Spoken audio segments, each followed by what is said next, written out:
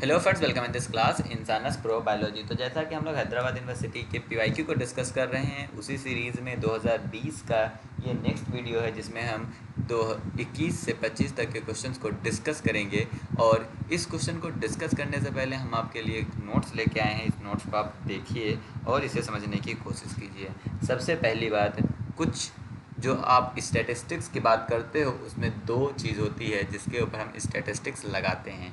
एक होता है पॉपुलेशन, एक आपका होता है पॉपुलेशन, एक होता है आपका population.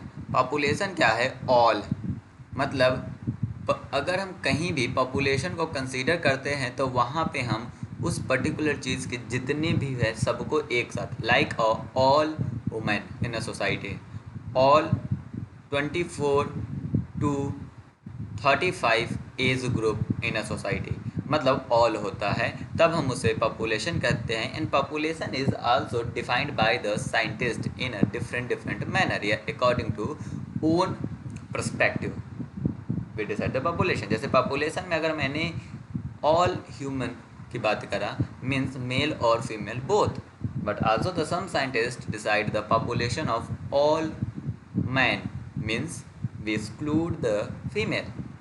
Then the one scientist defined the population like one small group या 20 to 50 age group population, means there is a population which have their age group is 20 to 50, means population is a subjective term and defined by the by the scientist या observer या analyst. Another thing कि हम क्या करें, उस population से कुछ ही individual लें और उनके जो हैं उनको हम उनके साथ अगर हम एक्सपेरिमेंट करते हैं तो उसे हम बोलते हैं सैंपल, जिसका हम एक्स्ट्रापोलेट करके सेम डाटा को हम पॉपुलेशन पे यूज़ करते हैं। तो एक हो गया पॉपुलेशन जिसमें हम होल चीज़ यूज़ कर रहे हैं, दूसरा है आपका सैंपल जिसमें हम कुछ इंडिविजुअल उसमें से यूज़ कर रहे होंगे या कुछ चीज़ें पॉपुलेशन में से हम लेकर यूज़ करते हैं। अब यहाँ पे जो हम न्यूमेरिकल मेज़रमेंट करते हैं, न्यूमेरिकल मेज़रमेंट जो हम करते हैं, अगर न्यूमेरिकल मेज़रमेंट हम पॉपुलेशन के लिए कर रहे होते हैं तो इसे हम बोलते हैं पैरामीटर। अगर हम न्यूमेरिकल मेज़रमेंट पॉपुलेशन के लिए करते हैं तो उसे हम बोलते हैं पैरामीटर, बट अगर हम सैंपल के लिए करते हैं तो उसे हम बोलते हैं स्टैटिस्टिक्स। दूसरा, अगर हम मीन निकालते हैं पॉपुलेशन का तो जो आपका इसको हम रिप्रेजेंट करते हैं म्यू से, और यहीं पे अगर हम सैंपल का निकालते हैं तो उसे हम बोलते हैं एक्स बार से। अगर हम वेरिएंस की बात करें तो वेरिएंस अगर हम निकालते हैं पॉपुलेशन का तो ये आपका होता है सिग्मा स्क्वायर। यहीं पे अगर हम सिंपल की बात करेंगे तो यह एस स्क्वायर होगा, या क्या होगा, सिग्मा स्क्वायर एक्स बार। वेरिएंस के बाद अगर हम स्टैंडर्ड डेविएशन पता लगाते हैं,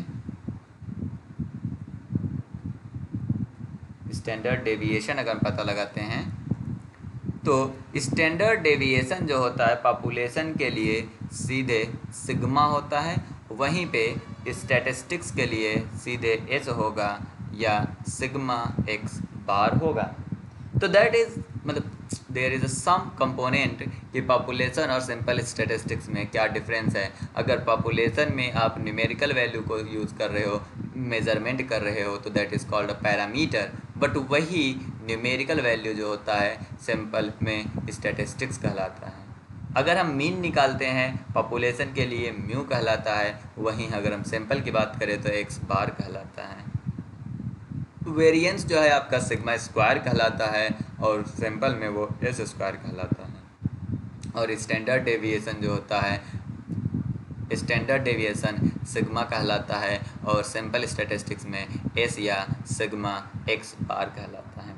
अगर हम क्वेश्चन को पढ़ते हैं तो क्वेश्चन में पूछा है numerical value that represent the sample mean is known as simple mean को रिप्रेजेंट करने वाला न्यूमेरिकल वैल्यू को हम क्या कहेंगे, यहाँ पे क्या लिखा हुआ है, सिंपल, हम इसकी बात कर रहे हैं दैट, तो दैट सिंपल के मीन को रिप्रेजेंट करने के लिए सिंपल स्टैटिस्टिक्स कहलाएगा, क्योंकि पॉपुलेशन पैरामीटर क्या होता है, numerical measurement for the population not for the simple, और सिंपल पैरामीटर को ही हम स्टैटिस्टिक्स कहते हैं। तो ये कंफ्यूज करने के लिए गया है, पैरामीटर टर्म स्टैटिस्टिक्स में हम यूज़ ही नहीं करते हैं, और चूँकि यह सिंपल की बात हो रही है इसलिए हम पॉपुलेशन मीन नहीं कहेंगे। तो वी विल एलिमिनेट द मतलब 1 2 and 4 option and we will reach the third option. Direct आप थर्ड ऑप्शन इस वाले बॉक्स से समझ सकते हो।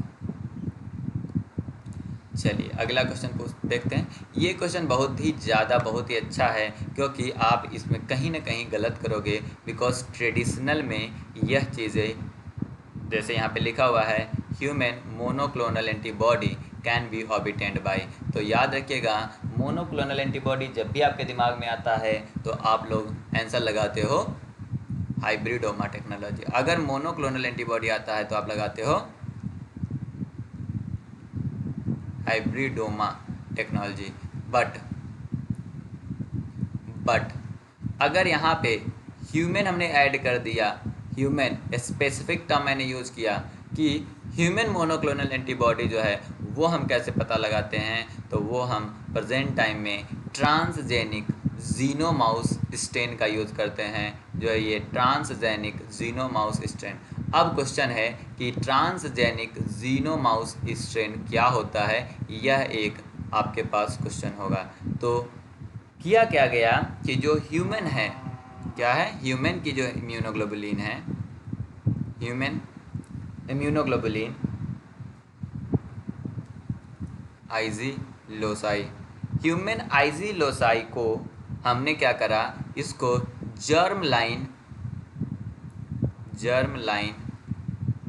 Of mice, germ line of mice में इंट्रोड्यूस कर दिया।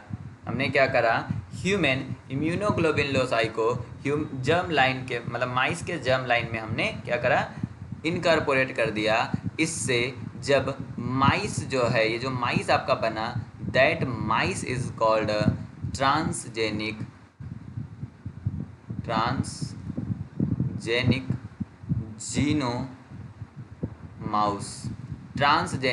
जीनो माउस। और अब जो ये एंटीबॉडी माइस के अंदर प्रोड्यूस होगा, वह एंटीबॉडी जो है आपका मोनोक्लोनल एंटीबॉडी होगा, फुली ह्यूमन मोनोक्लोनल एंटीबॉडी, क्योंकि अब यहाँ पे माइस का इम्यूनोग्लोबुलिन नहीं है, इम्यूनोग्लोबुलिन किसका है, ह्यूमन का है, तो इसलिए इससे जो एंटीबॉडी होगा वो आपका फुली ह्यूमन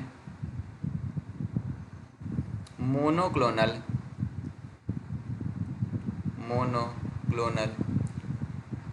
एंटीबॉडी होगा। तो यह फुली ह्यूमन मोनोक्लोनल एंटीबॉडी होगा, और यह हमारा किस में जनरेट हो रहा है, ट्रांसजेनिक माइस में, और इस ट्रांसजेनिक माइस को हम क्या बोलते हैं, जीनोमाउस स्ट्रेन बोलते हैं। इसका यूज़ करके ट्रांसजेनिक माइस से एंटीबॉडी का प्रोडक्शन करके जो आपका एंटीबॉडी बनाया गया था मोनोक्लोनल एंटीबॉडी, उसका नाम है आपका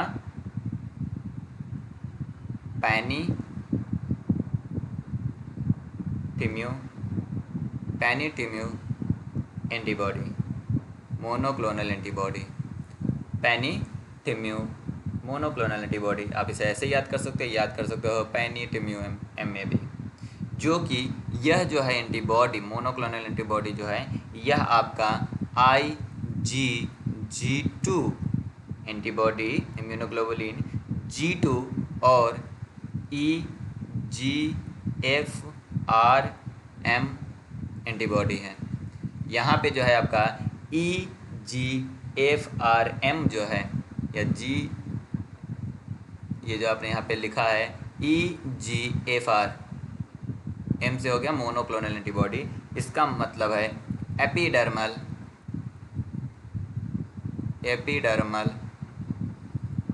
ग्रोथ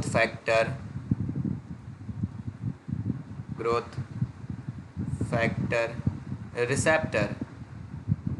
तो growth epidermal growth factor receptor का हम सबसे पहले मोनोक्लोनल एंटीबॉडी बनाए थे, जो कि पैन टिम्यूलेवस है, मोनोक्लोनल एंटीबॉडी है, जो कि ट्रांसजेनिक जीनोमाउस स्ट्रेन से बना था। और वो ट्रांसजेनिक जीनोमाउस स्ट्रेन कैसे बनाया था? ह्यूमन लोसाई को माइस के जर्म लाइन में हम लोगों ने डायरेक्ट इंट्रोड्यूस कर दिया था। नेक्स्ट क्वेश्चन पे चलते हैं।